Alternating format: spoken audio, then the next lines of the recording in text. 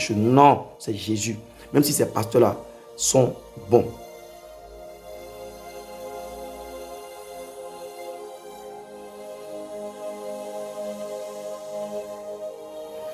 Même si ces pasteurs-là sont bons. Tu comprends? Mais ta foi dans la parole. Mets ta foi dans la parole, bien-aimé. Mets ta foi dans la parole. Je te dis la vérité. Mets ta foi dans la parole. Mets ta foi dans la parole.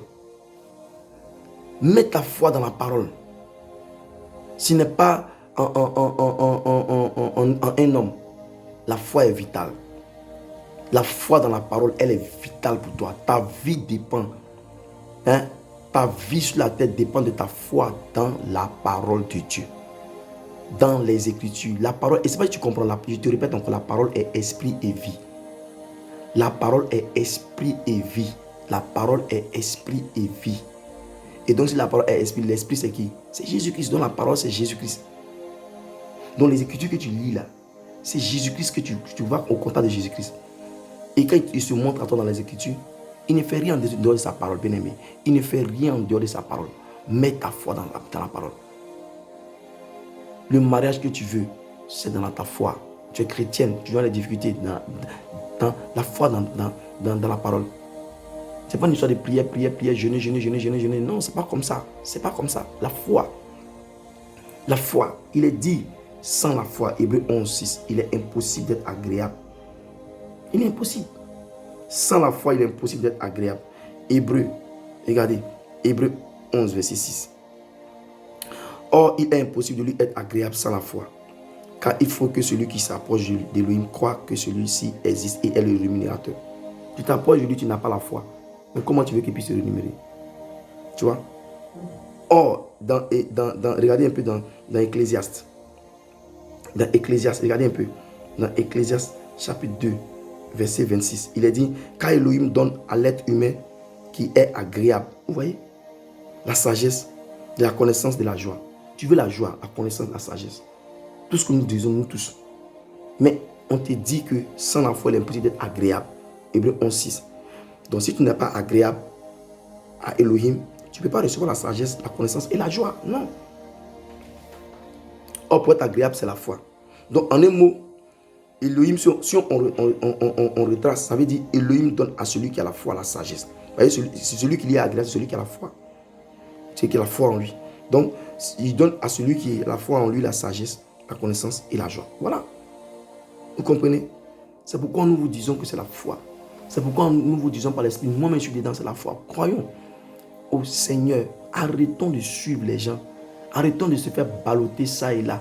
Arrêtons de monter notre... Comme ça, non, lui, il a dit que c'est ça. Non, qu'est-ce que la Bible te dit? Mets ta foi dans la parole. Je suis venu te dire de mettre ta foi dans la parole et non dans la parole de quelqu'un. Je suis venu te dire d'arrêter de suivre des gens. Je suis venu te dire de suivre la parole. Mets ta foi dans la parole. Arrête de suivre les gens. Arrête de suivre les gens. Ta vie sur la terre, là, elle est bizarre parce que tu n'as pas la foi. Tu es chrétien, mais ta vie est bizarre parce que tu n'as pas la foi dans la parole de l'Élohim. Je te dis la vérité. C'est des situations que moi-même j'ai vécues. Ta vie est bizarre parce que tu n'as pas la foi dans la parole de l'Élohim. Tu ne mets pas ta foi. Et la foi, c'est quoi? C'est la constance, la fermeté, la persévérance, la patience. C'est ça. Notre vie est bizarre. Une vie bizarre de chrétiens. Les chrétiens en dents de scie. Ça monte, ça descend, ça monte, ça descend. On a des maladies partout. Nos enfants ont des maladies, des divorces, des problèmes dans les mariages, des problèmes parce qu'on n'a pas la foi. On n'a pas la foi dans la parole du Seigneur. On n'a pas la foi dans la parole du Seigneur. C'est la vérité. Arrêtons de suivre les gens par-ci, par-là, comme des mouches. Et puis les déchets. Arrêtons. Arrêtons. Le seul maître, c'est Jésus-Christ. C'est lui seul. Il a dit dans Actes chapitre, c'est la foi, je vous dis. Regardez ce qui est arrivé. Actes chapitre, je vous dis quelque chose. La foi, Actes chapitre. Regardez. Actes chapitre 3, verset 16. Hein? Le paralytique qui avait été guéri par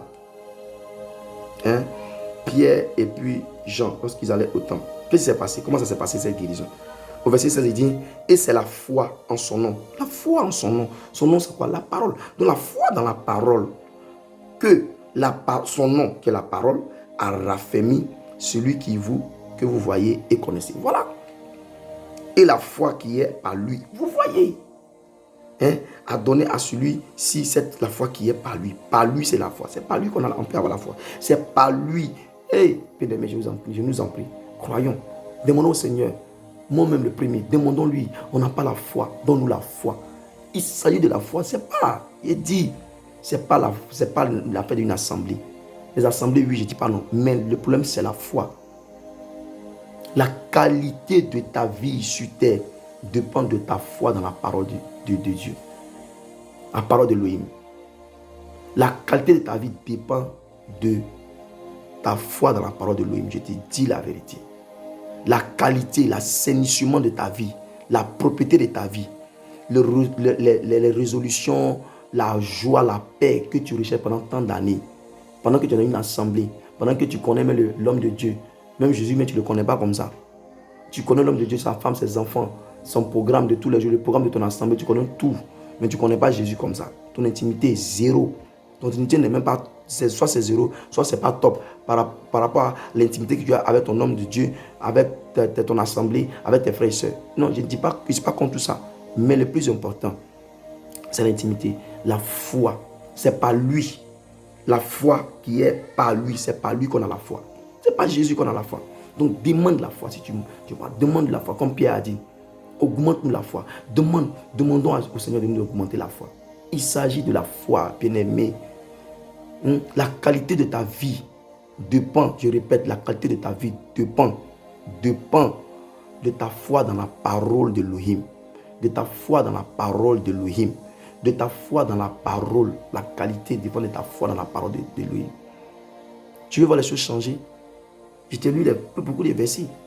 J'espère que tu as noté, que tu vas relire après. Beaucoup de versets. Hébreu 11, verset 13, il dit, c'est par la foi que nous voyons que la parole de l'Elohim, par la foi dans la parole de l'Elohim, que les choses ont été mises en ordre et que les choses visibles proviennent des choses invisibles. Tu veux voir ta vie changer? C'est par la foi dans la parole de l'Elohim. La foi dans la parole de l'Elohim. Mais la foi dans la parole de l'Elohim et les choses vont changer. Mais la foi dans la parole de l'Elohim et les choses vont changer.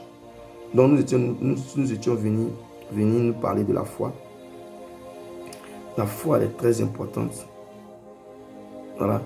Hébreu 11, tout à l'heure, j'ai dit Hébreu 12, 11, 13, c'est pas ça. C'est Hébreu 11, verset 3. Je me trompe à chaque fois de ces versets-là. Verset 3, c'est pas la foi. Mais Hébreu 11, verset 13 aussi dit que tout ce qu'on a cité dans Hébreu 11, là, les Abraham et tous ceux que vous connaissez, sont morts dans la foi. Ils sont morts dans la foi. Paul dit, j'ai gardé la foi. Bien-aimé, on meurt dans la foi. Cherchons à mourir dans la foi. La foi, c'est ta foi que le diable combat. Ta foi, il combat ta foi par les fausses doctrines, les fausses assemblées, te séparer de Jésus-Christ. Parce que c'est tout à l'heure on a dit quoi, non? La foi par lui, c'est par lui qu'on a la foi. C'est par lui qu'on a la foi, c'est par lui dans l'intimité, c'est par lui, c'est au travers de lui qu'on a la foi. Et nous devons mourir dans la foi, nous devons garder la foi. C'est la foi qui change tout. La qualité de ta vie dépend de ta foi dans la parole. Et c'est par lui qu'on a la foi.